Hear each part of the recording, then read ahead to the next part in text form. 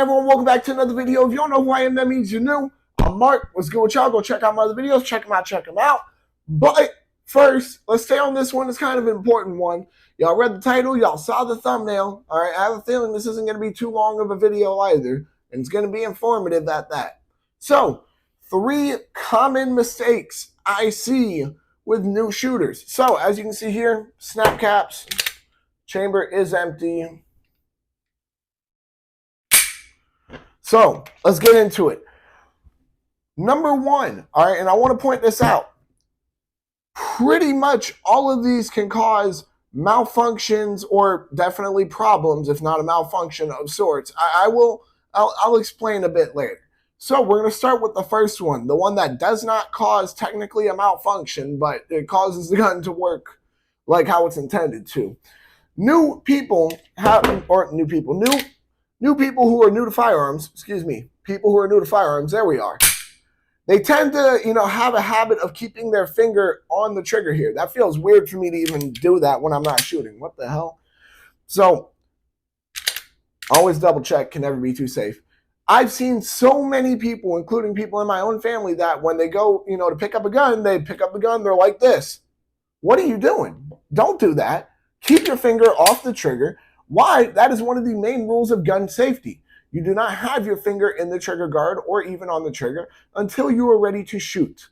Plain and simple. There's no ifs, ands, or buts about it. The only other way around you having your finger on the trigger or in the trigger guard is if you were dry firing. All right, which is definitely something more people need to do, including myself. I've been lacking. But that's not the point. The point of the matter is that the only time you have your finger on the trigger is when you want the gun to go off. If you don't want the gun to go off, you keep your finger off that trigger and out of that trigger guard. This is the trigger guard. You do not have your finger just lingering in here. You don't have none of that. You keep your finger straight and off the trigger. That is what you do. That is how you prevent accidents from happening. All right? You know how to clear a gun. That's how you prevent accidents from happening. All right? So, with that being the case, I think I kind of just explained, in pretty decent detail why it is important to sit there and keep your finger off the damn trigger. All right, you do not want a negligent discharge, because I hate to say it, no matter what we want to say here, it's not considered an accidental discharge, in my opinion. All right, it is a negligent discharge, because while you may have, sat there and, I didn't want to pull the trigger, I didn't mean to, you did though. You did, all right, which was negligent of you, not accidental. You did do it, all right. But you did pull the trigger, so it wasn't negligent. So negligent discharges, not accidental discharges, right? Because accidental discharges, in my opinion, aren't too much of a real thing. All right, I believe it is on the firearm. I believe it is fault of who is handling the firearm when the accident happens. All right, unless you're a SIG P320 owner, then it's just SIG's fault. Hate to say it, but it's the truth. But all right, if you sit here and you keep your finger on the trigger, only bad things are going to happen from it. You're not going to sit here and just, I'm going to keep my finger on this trigger. Nothing will ever happen. I might get scared. I might jump. I might bump into something that bumps my shoulder, which makes my finger move backwards. Who knows what can happen? Keep your finger off the trigger until you are ready to shoot. I have seen too many people, when they're in ranges, sit there and have a negligent discharge, accidentally. Honestly, this one isn't even their fault. It's more so along the fault of the people who gave them the gun to use at the moment of time. I've seen people who were shooting calibers that are way out of their control. All right, they accidentally bump fire them. All right, I mean, it all is. You need to keep your finger off the trigger if you're not ready to shoot. That's the best way to put it. If you don't feel comfortable to shoot, don't put your finger on the trigger. If you don't want to shoot, don't put your finger on the trigger. That's the plain and simple way to go about it. If you don't feel comfortable enough shooting, don't shoot. If you don't want to shoot it, don't fucking shoot it. And how do you avoid doing that? Keeping your finger off the trigger. All right, so I'm not going to keep going in circles on that one. Let's go ahead and move on to number 2. This is the reason I brought snap caps with me. Let's hope my Glock doesn't work too well and just say, yeah, we're not going to malfunction when you are trying to induce one. All right. The next one is riding the slide. So for those of y'all who are not aware what riding the slide is, normally when you want to get around into the chamber, as you can see here, nothing in here, I'm dealing with only snap caps here. You pull the slide back, let go. Guess what? You now have a round in the chamber. See what I mean? That's what you do. You do not sit here and ride the slide. Riding the slide is you're trying to go along with it, make it go slow. Because look what happened. Oh, is it in battery? Is it? Yeah, in battery. Interesting. Huh.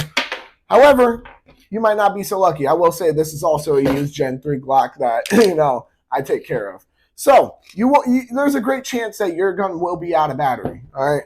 Mine just works too well to be out of battery, I guess. I don't know. All right.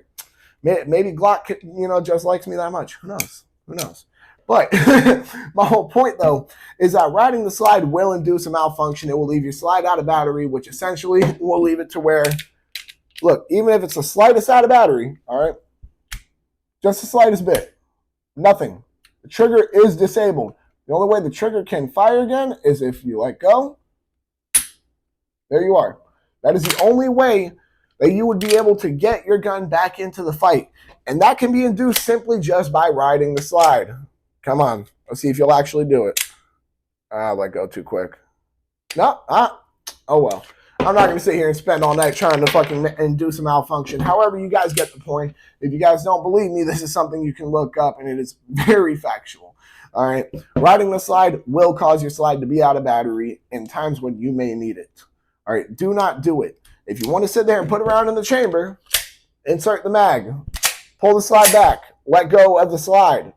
Don't sit here and try riding it back. You don't do that. It's not. There we are. Out of battery. Finally. Got it. Hell yeah. Babe, you see that? I got it. Yeah. See, she sees it. Out of battery. What happens? Oh, see, you had to go back in battery for the trigger to work. Look at that. As I was saying, all right, there we are. All right. That made me feel a million times better now. All right. So, as you guys can see, riding the slide can cause your slide to be out of battery, which will cause the trigger to be disabled at a time when you can possibly need it the most. All right. And at that point, I'll be honest with you, just taking that risk of the trigger being disabled, your gun not being able to go bang, when you simply can put in less effort, because I'm sorry, I'm going to be honest with you, for me, it takes more effort to sit here and ride it back up, do it slowly, and do all that. It takes more effort to do that. Always double check. It takes more effort to sit there and ride the slide, in my opinion, than to just do that. You see what I mean? It takes a lot more effort, takes more time, and honestly, it seems stupid. There's no point in it. I think the only benefit I could see to riding the slide forward would be if you're in a situation where you do need to rack your gun quietly. Now, let's say you are in a situation like that. There is a way around having to ride your slide without having to sit here and make a bunch of noise. All right, let's say, let's even be nice and say you didn't have it already locked back. You know what you do? You let it go, right? And it's going to be out of battery. Most times, it's not always going to be like mine that it goes in battery. Give it a love tap, all right? Make sure the slide is in battery. So with that being the case, that's the easiest way to avoid it. You can sit here and actually, work it, because I hate to break it to you guys, it's a gun. If it breaks from you racking the slide, then it's probably not something you want to defend your life on, all right? Just sit here. Didn't work this time. There we are. Sometimes you can even just do that. Use the inertia from smacking the base plate of your mag into your gun, and it'll drop the slide for you. You don't even have to rack it back. You know what I mean? There are ways that you can make sure that there's a round in the chamber efficiently and properly without having to sit there and ride the slide. However, there can be a situation or two where I do see it being useful. So with that being said, we're going to move on from number 2. All right. However, it is a mistake that you do not want to get into the habit of. Do not sit here and ride your slide forward. When you want to rack it. That's the only way to do it. That's the only way you are going to ensure that you are not out of battery when you need it the most. So, out of number 2, number 3, this is a very important one. All right. Ready? Y'all ready? Having a bad grip, all right, if you're sitting here and you're shooting your gun, teacupping it, if you're sitting here, anything other than an actual combat grip where you have your support hand, if you're a righty, your support hand will be your left hand up here so you can aim, present, and shoot properly, all right, then you are doing it wrong. That is the truth of the matter here. Now, of course, there are different grips. For example, like if you are holding a revolver, you definitely don't want to have your hand up here. All right, you definitely don't by any standard because you're risking your fingers. But the point of the matter is that when you are limp wristing it or you don't have a firm enough grip, it is going to cause malfunctions. It will cause several different forms of malfunctions. However, one of the most common ones you will see from it is a failure to feed. That's the plain and simple truth of the matter. All right. If you sit here and you don't practice having a good grip when you go shooting, you don't sit there and, take serious pride in it, because it is something that you're going to do to defend your life if you have to use it, then I don't honestly believe that you are caring enough about yourself. I'll be honest with you here. If you're going to sit there and own a gun, not take the time to learn how to shoot it properly, all right, not learn how to have a proper grip, so that way you're not causing malfunctions, you're getting shots on target as quickly as you can, as getting follow-up shots even as quickly as you can, let alone your first shot on target as quickly as you can. I don't see why you wouldn't want that. I don't see a purpose for not wanting that in the slightest. But it takes some practice. I'll tell you all this right now. You guys can look at my shorts, all right? You will see a very big difference in my shooting from a couple of years ago up until now. You'll see a very, very big difference just in how I grip the gun, the recoil management. You will see it. Now, not to mention, this is something that, I kind of just touched on there, but it is important.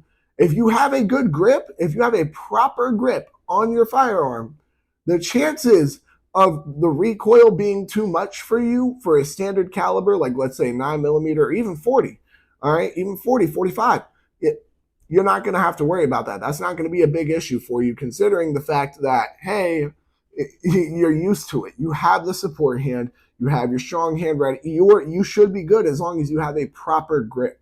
All right, and that's number 3 on this list. These are 3 extremely, extremely common mistakes that I see new shooters make. All right, extremely common. And honestly, if you're a new shooter, don't take offense to this video. We all made some of these mistakes at first. We all did at some point in time. You know what I mean? That's just what happens when you're new to it. You make mistakes, but you learn from them, you move on, and then if you see somebody else making the same mistake, you can teach them so they can learn and move on as well. So with that being said, y'all make sure to like, comment, subscribe, share, hit that bell. When you hit that bell, hit all. And because you agree with me,